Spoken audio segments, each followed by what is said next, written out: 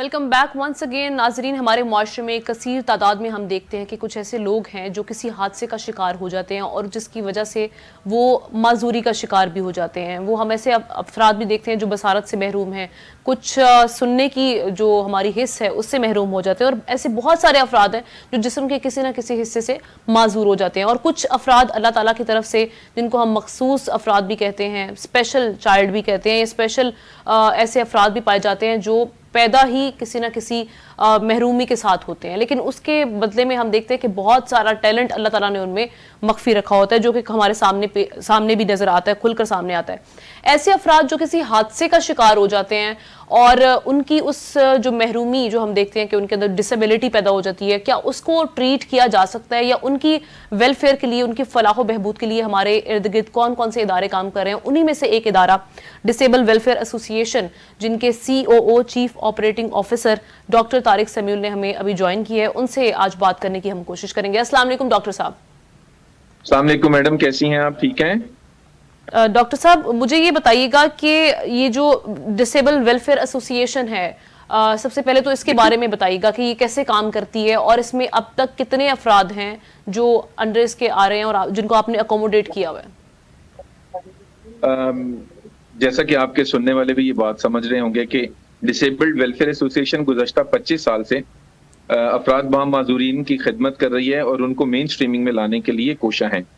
अभी जो करंटली जो है वो हमारे पास तकरीबन 150 के करीब लोग हैं जो इंडिपेंडेंट लिविंग की सर्विसेज हासिल करते हैं, और ये ज्यादातर लोग जो हैं वो डिफरेंट किस्म के डिसेबिलिटीज के साथ हैं। डिसेबल्ड वेलफेयर एसोसिएशन पाकिस्तान का वो वाहिद इदारा है जो इंडिपेंडेंट लिविंग के कॉन्सेप्ट पर काम करता है, और इन्होंने ही इंडिपेंडेंट लिविंग सेंटर की बुनियाद रखी है पाकिस्तान में। ठीक, तो डॉक्टर साहब, ये अभी कितने उम्र के अफराद आपके पास मौजूद है? जिस तरह से आपने बताया कि 150 अफराद ऐसे हैं जो आपके इस इदारे में हमारे पास 10 साल से लेके 40 साल तक के अफराद हैं जो डिफरेंट डिसेबिलिटीज के साथ आते हैं। फॉर एग्जांपल, बहुत सारे लोग ऐसे हैं जो डिफरेंट ऐसी डिसेबिलिटीज के साथ हैं जो मैनेज नहीं कर पाते। फॉर एग्जांपल, एक नॉर्मल लाइफ में होते हैं, उनकी स्पाइनल कॉर्ड इंजरी हो गई या उनको कोई एक्सीडेंटल डिसेबिलिटी होने के साथ साथ वो एक दम ट्रॉमा में चले जाते हैं जिसकी वजह से उनका जीने का मन भी नहीं होता। तो इंडिपेंडेंट लिविंग में उनको व्हीलचेयर के ऊपर अपनी जिंदगी, बाकी मानदा जिंदगी गुजारने के वो तमाम तरीके सिखाए जाते हैं जिससे वो व्हीलचेयर पर बैठ के भी अपनी जिंदगी को खूबसूरत और बेहतरीन और प्रोडक्टिव बना सकते हैं। सही। और ये जो आपने बताया कि आपके पास तकरीबन 10 से 20 साल से लेकर 30 से 40 साल तक के उम्र के अफराद वहां पर मौजूद हैं।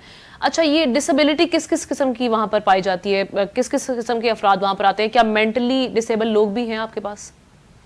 मेंटली डिसेबल्ड बहुत कम है, मगर ज्यादातर तादाद हमारी फिजिकल डिसेबिलिटी सी के साथ है, जिसमें जो है वो स्पाइनल बाइफीटा के पेशेंट्स भी हैं। इसके अलावा जो है वो स्पाइनल कॉर्ड इंजरी के हैं, मस्कुलर डिस्ट्रॉफी के पेशेंट्स हैं, इम्पुटेशन के साथ पेशेंट्स आते हैं, और क्योंकि ये डिफरेंट तरह के डिसेबिलिटी है जिनके साथ हम डील कर रहे होते हैं। और ऐसे अफराद भी हैं जो बसारत से महरूम हैं, देख नहीं सकते, बिनाई से महरूम हो चुके हैं, या सुनने भी हमारे पास जो विजुअली इम्पेयर्ड हम उसे कहते हैं अपनी लैंग्वेज में, कि वो लोग भी हमारे साथ मौजूद हैं। मैडम, हमारा जो कॉन्सेप्ट है ना, जी, लोगों को इंडिपेंडेंट करना, आप इंडिपेंडेंट लिविंग के कॉन्सेप्ट को समझने की कोशिश करें। यहाँ पर हमारे पास लोग आते हैं, हमारी गाड़ियां ऐसे अफराद को उनके घरों से लेकर आती हैं जो हिल भी नहीं सकते, जो डिफरेंट, जैसे फॉर एग्जांपल एक मस्कुलर डिस्ट्रॉफी की डिजीज ऐसी है कि उसमें ना हाथ या मसल्स बहुत वीक हो सकते हैं कि उनको एक अटेंडेंट की जरूरत होती है। सही। डिसेबल्ड वेलफेयर एसोसिएशन उनको अटेंडेंट सर्विस प्रोवाइड करता है। वो उनके घर पे जाते हैं, सुबह उनको वॉशरूम लेके जाते हैं, नहलाते हैं, धुलाते हैं, उनको तैयार करके गाड़ी में बिठा के इंडिपेंडेंट लिविंग सेंटर में आते हैं, जहां वो मुख्तलिफ ट्रेनिंग्स का हिस्सा बनते हैं, जिसमें वो एजुकेशन, कुछ लोग हमारे इलामा इकबाल यूनिवर्सिटी से जो है वो एजुकेशन हासिल कर रहे हैं, कुछ यहाँ पर कंप्यूटर इंस्टीट्यूट में हमारे पास कंप्यूटर स्किल्स इंप्रूव कर रहे हैं, कुछ हमारे पास जो है वो डिजिटल मार्केटिंग के कोर्सेज कर रहे हैं। और बहुत सारे अफराद को हमने इस साल इंडिपेंडेंट किया है कि वो अपनी रोजगार उनको दिया है। मुख्तलिफ बैंक्स के साथ हमने बात करके, मुख्तलिफ कंपनीज में हमने उनको मौका दिया है कि वो अब इंडिपेंडेंट होकर एक अच्छी अर्निंग के साथ अपनी जिंदगी को खूबसूरत बना रहे हैं। जबरदस्त। अच्छा, मुझे ये बताएं कि ये जो आपने बताया कि ऐसे अफराद को घर से आपकी गाड़ी पिक एंड ड्रॉप देती है, तो कितने टाइम के लिए ये जो लर्निंग का सारा एक सेशन होता है, ये कितनी टाइम ड्यूरेशन होती है इसकी? डिपेंड करता है डिसेबिलिटी पे कि वो कितनी प्रोलॉन्ग कर सकती है, वो कितनी ज्यादा सिवियर है, माइल्ड है या मॉडरेट है। सही। ये तो असेसमेंट के बाद हम बता सकते हैं कि मगर हमारे यहाँ जो मार्जिनलाइज्ड कम्युनिटी है, पॉवर्टी और डिसेबिलिटी का बहुत चोली दामन का साथ है। गरीबी की वजह से डिसेबिलिटी इंप्रूव होती है। अब एक घर पे खास तौर पे खवातीन के लिए ज्यादा मसाइल इसलिए भी हैं कि अगर डिसेबल्ड वेलफेयर उनकी ये वाली सर्विस इनको प्रोवाइड ना करें तो उनकी सारी जिंदगी सिर्फ छत के पंखे को देखकर गुजरा एक चारपाई पर, दुरुस्त। क्योंकि उनके घरों में एक्सेसिबल वॉशरूम्स नहीं है। माँ बाप जब तक हयात रहते हैं बच्चों की देखभाल होती है, जब माँ बाप इस दुनिया से कूच कर जाते हैं तो बहन भाई उस तरीके से केयर नहीं कर पाते, तो वो बड़े मसाइल का शिकार हो जाते हैं। वो बेचारे डर के पानी तक नहीं मानते, क्योंकि अगर वो पानी पियेंगे तो उनको वॉशरूम जाना पड़ेगा, वो कुछ खाएंगे तो वो वॉशरूम जाना पड़ेगा। तो ये सारी मुश्किलात के साथ वो झूलता रहता है। मगर डिसेबल्ड वेलफेयर एसोसिएशन उनको एक मुफीद शहरी बनाने के लिए कोशिश रहती है। उनके घरों पे अटेंडेंट जाते हैं, उनको सर्विस देते हैं, यहाँ लेकर आते हैं, उनका एनवायरनमेंट चेंज करते हैं। तो this is what exact the independent living is. All right. और जिस तरह से मैं वही पूछ रही थी कि टाइमिंग्स इसकी कुछ मखसूस की गई हैं कि लेकिन हमारे पास 2-2 साल से बच्चे हैं, 4-4 साल से बच्चे हैं। नहीं, दिन के कितने औकात कार क्या हैं टाइमिंग्स के इस वक्त में? वो पिक एंड ड्रॉप जैसे किसी स्कूल की। आ जाते हैं, जी जी। हमारे अटेंडेंट 8 बजे इनके घर पे पहुंचते हैं। सही। 10 बजे की सारी गाड़ियां लेकर हमारे अटेंडेंट जो हैं वो जो पर्सन विद डिसेबिलिटी है वो सेंटर्स में आते हैं और शाम 5 बजे तक वो हमारे पास रहते हैं। फिर गाड़ियां उनको वापस उनके घरों पे ड्रॉप कर देती है, ताकि एक फैमिली बॉन्डिंग भी रहे। फैमिली भी इस चीज से आजाद ना हो जाए कि यार बस उनकी जिम्मेदारी है। हम चाहते हैं कि बच्चे को माँ बाप के साथ रहना बहुत जरूरी है।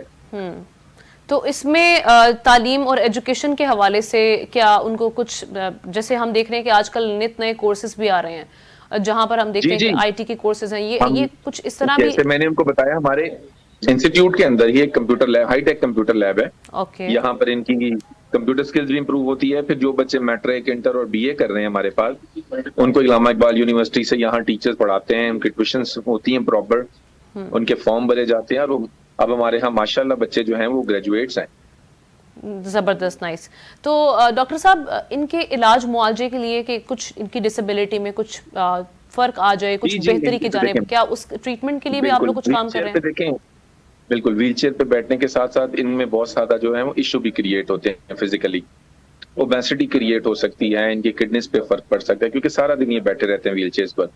तो इनकी पोजिशनिंग पर भी खास काम किया जाता है। फिर यहाँ हमारे थेरेपिस्ट हैं, डॉक्टर्स हैं जो डेली इनको जो है वो फिजियो और दूसरी जो थेरेपीज हैं वो कराते हैं। उसके साथ साथ इनकी मेडिसिन और डेली चेकअप्स जो है इट्स अ रूटीन, ये एक रूटीन का प्रोसेस।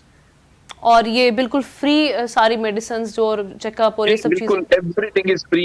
हालांकि यू कैन अंडरस्टैंड कि जबरदस्त फ्यूल कॉस्ट बहुत हाई है। We are little bit worried about this कि हमें शायद अब कुछ अरसे में जहां बच्चे जो है वो 6 दिन सर्विस ले रहे हैं, हमें 3 दिन करनी पड़ेगी, because we are unable to just accommodate. Uh fuel price is very high, हम अफोर्ड नहीं कर पा रहे। तो अगर आपके चैनल के तवज्जुह से मुखय्यर हज़रात मेरी आवाज सुन रहे हैं तो be the part of this noble cause. We do not need money, हम आपसे पैसे की डिमांड नहीं कर रहे हैं, हमें फ्यूल की जरूरत है। अगर फ्यूल हमें अरेंज ना हो सका तो ये बच्चे जो हैं वो अपने घरों पर रहेंगे, वो आ नहीं पाएंगे।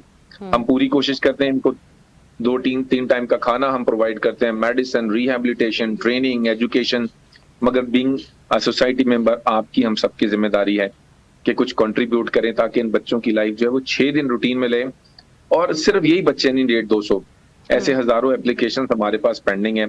अगर ये जल्दी ठीक होकर अपनी जिंदगी को बेहतर करेंगे तो दूसरों के लिए जगह क्रिएट हो। बिल्कुल। अच्छा सर, ये भी कहिएगा कि कितने दिन ये इदारा फाल होता है? जैसे हम देखते हैं बाकी इदारों में वीकेंड्स पे मोस्टली इदारा बंद। बिल्कुल 7 दिन ही, 7 डेज ही रहता है। अच्छा। मगर 6 दिन तक जो हमारे जो बच्चे कुछ हमारे यहाँ जो इंटीरियर सिंध से आते हैं ट्रेनिंग्स लेने के लिए वो 7 डेज होते हैं, और जो कराची के गिरदो नवा के बच्चे आते हैं वो 6 डेज होते हैं। और ये बच्चे खुद राब्ता करते हैं? कुछ इंफॉर्मेशन इस हवाले से भी जरा हमारे साथ शेयर कीजिएगा। हमारा एडवोकेसी एक प्रोग्राम है जिसके थ्रू हमारे चैनल्स हैं, यूट्यूब पे भी चैनल है जहां हम लोगों को ये अवेयरनेस दे रहे होते हैं कि डिसेबिलिटी माजूरी जो है वो मजबूरी नहीं है, अवेयरनेस देते हैं। तो डिसेबल्ड वेलफेयर एसोसिएशन का इतना बड़ा कंट्रीब्यूशन है कि अब सिंध में बाकायदा इसकी एक मिनिस्ट्री है। अच्छा, जबरदस्त। DEPD, department of empowerment of person with disability. जो हमारे फाउंडर जावेद रईस साहब की कोशिशों से बनी है, और उस मिनिस्ट्री के थ्रू अब तमाम पर्सन विद डिसेबिलिटी को वो मिनिस्ट्री जो है वो हैंडल करती है। हम्म। और मैं ये जानना चाहूंगी कितनी ब्रांचेस हैं इसकी, ये कराची में फाल है, कहाँ पर है इस वक्त ये इदारा? पूरे पाकिस्तान में हम काम करते हैं, जो कराची में है मंगो पीर में, और नुमाइश पे हमारे जो दो ब्रांचेस हैं। उसके अलावा हैदराबाद, मुल्तान, स्कर्दू और गिलगित में। अभी हम रिसेंटली गोटकी में हमने एक इनोग्रेशन की है, अपने ग्राउंड ब्रेकिंग सेरेमनी की है, ठीक है, जिसके लिए भी हम अपील करेंगे कि गोटकी में हमारे पास काफी तादाद में माजूर अफराद हैं, तो उसकी कंस्ट्रक्शन के लिए भी लोगों को आगे आना चाहिए और हमारी मदद करनी चाहिए, ताकि वहां भी एक right state of the art हम इंडिपेंडेंट लिविंग सेंटर बनाएं, ताकि वहां भी हजारों बच्चे जो है वो अकोमोडेट किए जा what about Punjab and Balochistan, वहां पर नहीं है आपकी कोई ब्रांच जो इस वक्त काम कर रही है? बलूचिस्तान में कोयटा में रिसेंटली जस्ट भी हमने शुरू की है, बट वो बहुत पायलट प्रोजेक्ट शुरू की है। और पंजाब में मुल्तान में हमारे पास है। अगर पंजाब के लोग या Balochistan, issue is all about finance. हमारे पास इनफ रिसोर्सेज हो तो हमारी ख्वाहिश ये है कि हम हर डिस्ट्रिक्ट में जाएं। देखें, अगर किसी के साथ डिसेबिलिटी हो जाती है तो ये उसका कसूर नहीं है, उसको ये मौका देना चाहिए कि वो अपनी डिसेबिलिटी को मैनेज करे, और उसके साथ भी जिंदगी बहुत खूबसूरत हो सकती है। हमारे पास यहाँ लोग मौजूद हैं, खवातीन ऐसी हैं जो दुनिया में जाके अवेयरनेस देती हैं। अभी अमेरिका का एक विस्काडी अवार्ड है जो हमारी एक बच्ची को मिला है, शाहीना अली को। अच्छा, जबरदस्त। पाकिस्तान में से 3 खवातीन थी जिनमें से ये टॉप की सिलेक्शन हुई है अमेरिकन अवार्ड के लिए, जिसने एडवोकेसी में बहुत काम किया, और ये गिलगित की बच्ची थी। जबरदस्त। तो ये बच्चे बड़े प्रोडक्टिव हैं, हमें इनको ये मौका देना चाहिएगा कि ये व्हीलचेयर पे बैठ के भी आपकी और मेरी तरह बेहतरीन काम कर सकते। जबरदस्त। अच्छा, मुझे ये बताएं, जैसे अभी आप रिसोर्सेज की बात कर रहे थे, वसाइल की कमी की वजह से आप बता रहे हैं कि आपकी जो ब्रांचेस हैं वो महदूद हैं, लेकिन आपके जो गोल्स हैं वो बड़े हैं।